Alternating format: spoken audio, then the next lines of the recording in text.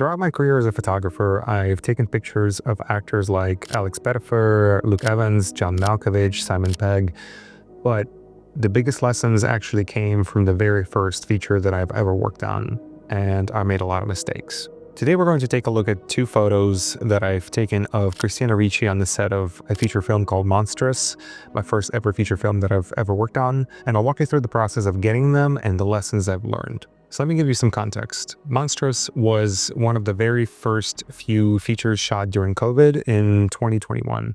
And it was my first ever feature that I got hired as a BTS photographer. I did not know what I was doing, and I was very scared. At the time, I was shooting on my Sony a7 III, and I only had a 35mm and a 50mm lens. And honestly, that's still what I use today. So this first photo was taken on the second day of production, and the set was a built set, and it was supposed to be an interrogation room. It was a really small room, and everybody was just trying to pack in and do their jobs. So I got in, I took some pictures, looked around, and realized that I was just getting in the way, so I left. But then sometime later, one of the producers came to me and said, you need to get some pictures of Christina because we're going to put that into a publication and release it.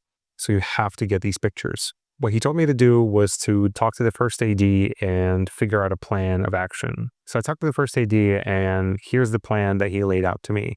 Essentially, they were going to shoot the scene, and then the first AD is going to fly me in, and I would have 30 seconds to shoot the shots, and then they're going to move on. He also told me to silence my shutter, which is a big no-no on a film set. And it was a very crucial lesson to learn in the very beginning. So while they were shooting the scene, here's what I did. I stepped aside and pulled up YouTube to figure out where the silent shutter button is in my Sony's complicated menu. I figured it out. I also went through all of my settings to make sure that I was ready when the moment came up. I also looked through the photos that I've taken before and figured out the best angles to shoot when they were going to fly me in. They shot the scene and the first AD called me in. I literally had 30 seconds. I quickly went to the angles that I thought of before. I snapped a few pictures, and I got lucky because Christina even gave me a couple of facial expressions. And that's how I ended up with this photo. So here are the lessons I learned from taking that picture. You got to communicate with your first AD.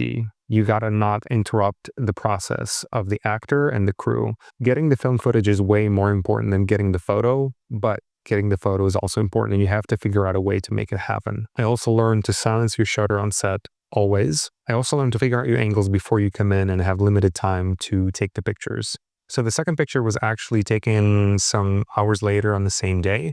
It was in a bar setting, and Christina was dancing in a scene with a day player. And I got really lucky with that scene because it was just lit beautifully, had this nice spotlight and a lot of atmosphere. So from any angle, it looked awesome.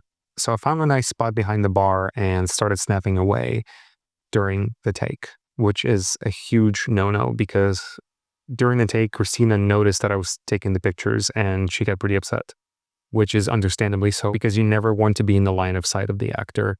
It can break their concentration, especially during an emotional scene. So what happened afterwards is that she talked to the first AD, and the first AD talked to me and told me to never do that again. And honestly, I just felt paralyzed. I thought I was going to get fired that day, but I stepped aside. I took a moment to reset and rethink what I needed to do. So I came back with a couple of strategies. And the first strategy that I came up with is to hide behind crew members. So I would hide behind the first AC, figure out my settings, figure out the shot that I would want to get, peek out for like 2 seconds, take the shot, and then quickly leave. The second strategy that I found was to take pictures during rehearsals or after the scene is done. So this is the time when actors are not giving their 100%. And they're actually, everybody's trying to get their bearings. And this is the perfect time to snap those pictures. So here's the bottom line of the lessons that I learned while taking that photo. You never want to be in the line side of the actor during the take.